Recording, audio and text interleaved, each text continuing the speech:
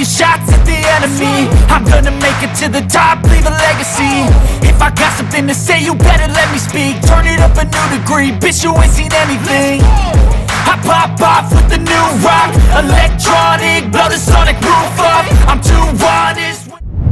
We're not talking powerlifting, Bodybuilding. we're talking bodybuilding. And a lot of bodybuilders, when they do squats, some like to go beneath parallel, which is good. It gets your hammies and glutes as well. I always preferred parallel. Just depends on what you like to do. You can do a combination of both, but I just preferred to go to parallel, keep the tension on the quads and come up. Some will go deeper and bounce out, which you shouldn't bounce out, but I just preferred parallel. And then foot stance too.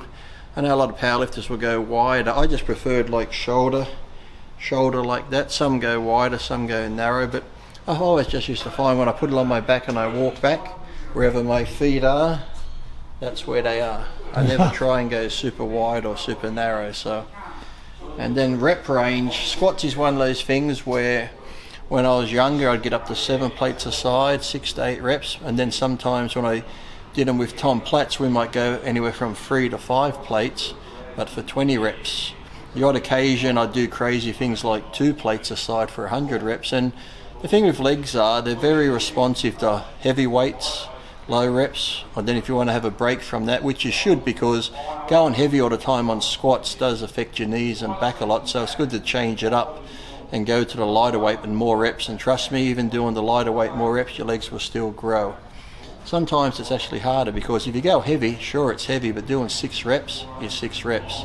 2 plates to 100 reps is like a fucking eternity. It takes forever. And by the time you get to 50, your legs are hurting, your hammies are hurting, your lower back's hurting, your breathing's so, but yeah, it's good to mix it up. But the good thing is just use good form, keep your, I always find too, don't look down or look this way, because sometimes wherever you look you'll go. I used to find if I'm squatting at the gym and there's a mirror, always just look a bit up. If your eyesight's a bit up, your back will stay straighter. So if I was squatting here, I might stare at that O there. Yeah. So as long as your eyesight's up a little bit, normally if you look dead straight, you sometimes tend to go that way. It's like when I used to race cars, wherever you're looking, that's where you generally turn the car. So you always had to look ahead. But if you're on the road, if you're driving your car on the road, you go to check your mirror, this way you look that way. Have you noticed your car will go that way? So generally it's where your focus goes. So I just find keeping your head up a little bit. I'm not warmed up here, so we'll see how I go. Yeah, I've got to walk back a little bit, so as long as you clear the rack, head up and then just down and back up. Now I don't really pick a pace either, it's just a I see you, Matty, undoing your zip over there. I knew it. As soon as I started squatting, you'd get it out. Okay,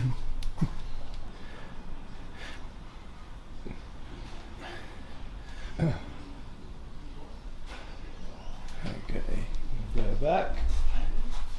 You got that? Yeah, a couple more reps. Thanks.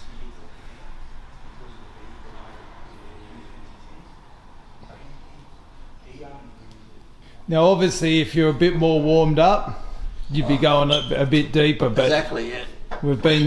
He's come from a long drive and we've been sitting there talking for 2 hours. And normally before I do squats, I either ride a bike for 10 minutes or 5 minutes, get the blood in there, or a couple of sets of medium weight leg extensions just to get the blood, because that's like now my knees hurt doing that. But once I'm warmed up, yeah, once everything's nice and loose, then go deeper. And so what are you going to say to all those haters when you said about 7 plate squats?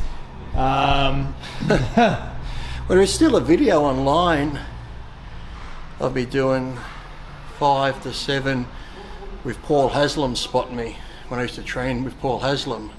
I'm only 17 in the video and the bar's bending. And there's videos online of me at World Gym doing the 5 for 20 reps or more, so yeah. I don't have to say anything to them, because what have they ever done? don't boast about weights. If somebody asks me, I tell them, but I don't go around saying I squatted 7 or, like I said, yes, 7 was my max. Could have been 7 and a little bit, but generally, like I said, I'd stay around the 4 or 5 mark. Yeah. On those real heavy days you want to go crazy, yes, go to 7, but you know, once you say you did 7, it's not like I did it every day. So I said generally 5 was a good working weight all the time without, you know, you could do 7 every day if you wanted, but then things are going to mess up, knees, back and stuff. So 5 was a good, comfortable, well, not comfortable, but good working weight for it stimulates the legs.